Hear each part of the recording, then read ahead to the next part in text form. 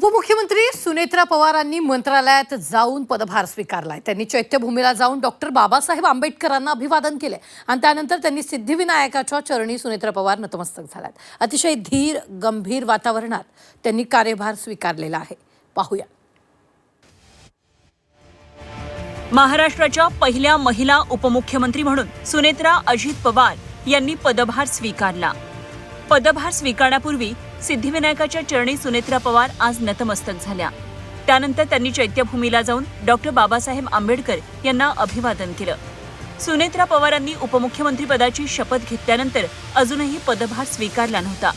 अजित पवार यांच्या 13व्याचा विधी उरकल्यानंतर दुसऱ्याच दिवशी त्यांनी मुंबई गाठली।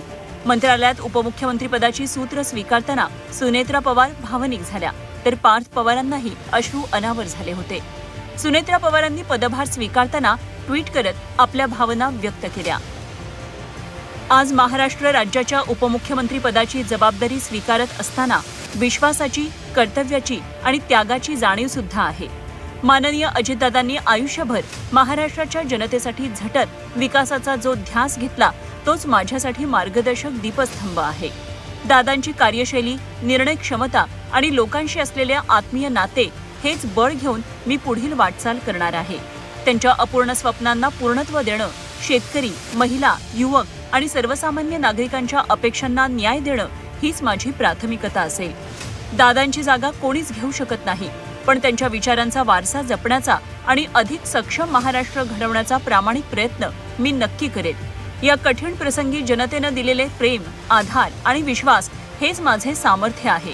त्यांच्या स्मृतीपुढे आज मी एकच वचन देते की महाराष्ट्राच्या हितासाठी निष्ठेनं आणि समर्पणानं कार्य करत राहीन, असं ट्विट सुनेत्रा पवार यांनी केलं। सुनेत्रा पवारांनी पहिल्यांदाच कॅबिनेट बैठकीला आज हजेरी लावली। सुनेत्रा पवार उपमुख्यमंत्री म्हणून अतिशय कार्यक्षमपणे काम करतील असा विश्वास मुख्यमंत्री देवेंद्र फडणवीस यांनी व्यक्त केला। मंत्रिमंडळाची अजितदादांच्या दुःखद निधनानंतर पहिली बैठक असल्यामुळे आज त्यांचा शोक प्रस्ताव आम्ही त्या ठिकाणी मंत्रिमंडळाने मान्य केलेला आहे। आज सुनेत्राताई पवार यांची पहिली मंत्रिमंडळ बैठक होती, पण दुखवटा असल्यामुळे आम्ही केवळ शब्दसुमनाने औपचारिक त्यांचं स्वागत केलेलं आहे। सुनेत्रा पवारांनी उपमुख्यमंत्री पदाचा पदभार स्वीकारल्यानंतर राष्ट्रवादी शरद पवार पक्षाकडूनही भावनिक प्रतिक्रिया आल्याचं पाहायला मिळालं। सुनेत्रा पवारांमध्ये आम्ही अजितदादांना पाहतो असं सांगत खासदार बजरंग सोनावणेंनी आपल्या भावना व्यक्त केल्या। दादाच्या नंतरचा वारसा आदरणीय सुमित्राबाई चालवणार आहेत, त्याच्यामुळे दादांच्या विचारावर त्या काम करणार आहेत। आम्ही त्यांना त्यांच्या कारभारामध्ये, त्यांच्या सर्व कारकिर्दीमध्ये दादांना त्यांच्यात बघू। आम्हाला दादा तर परत मिळतील असं वाटत नाही किंवा शक्यता कधीच नाही, पण दादांच्या रूपातच आम्ही सुमित्राबाईंना पाहू आणि सुमित्राबाई त्याच पद्धतीनं महाराष्ट्राचं काम, दादांचं स्वप्न, जे दादांचं स्वप्न होतं, जे दादांनी अपेक्षित बघितलेला महाराष्ट्रातला कुठला जिल्हा, कोणतं गाव, कोणते माणूस, या सर्वांचे राहिलेले दादांचे जे स्वप्न आहे ते दादांचे स्वप्न पूर्ण करतील याची मला खात्री आहे। सुनेत्रा पवारांच्या दिल्ली दौऱ्यावरूनही राजकारण सुरू झाल्याचं पाहायला मिळालं। सुनेत्रा पवार या त्यांच्या पक्षाच्या प्रमुखांना भेटण्यासाठी दिल्ली दौऱ्यावर असल्याचा टोला शिवसेना युबीटीचे खासदार संजय राऊत यांनी लगावला, तर सुनेत्रा पवारांचा दिल्ली दौरा हा एनडीएच्या नेत्यांना भेटण्यासाठी असल्याचं भाजपकडून सांगण्यात आलं।